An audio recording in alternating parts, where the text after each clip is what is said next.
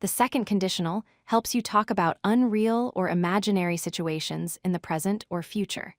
We use it for things that are not true now, but we imagine what would happen if they were true. The basic form is if plus past tense followed by would plus the base form of the verb. The second conditional has a clear structure. In the if clause, use the past simple tense. In the main clause, use would plus the base verb with no to.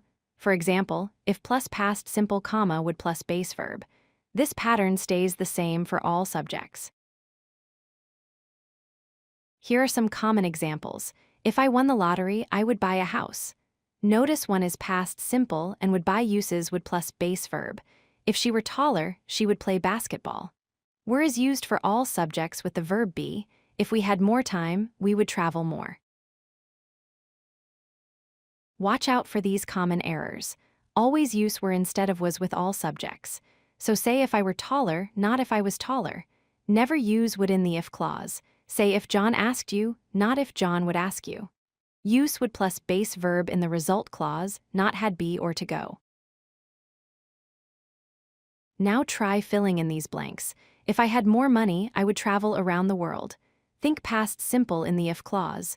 If she were taller, she would play basketball professionally. If they won the lottery, they would buy a big house. Practice makes perfect. Here are the correct answers. If I had more money, I would travel around the world. If she were taller, she would play basketball professionally. If they won the lottery, they would buy a big house. If you studied harder, you would pass the exam. If he knew her phone number, he would call her. Now create your own sentences using these ideas. If you could live anywhere in the world, where would you live? If you won $1 million, what would you do first? If you met a famous person, what would you say to them? If it rained tomorrow, how would you spend your day? Remember the key pattern. If plus past simple for the condition, would plus base verb for the result. Use were with all subjects for the verb be in formal English. Practice making your own sentences about imaginary situations.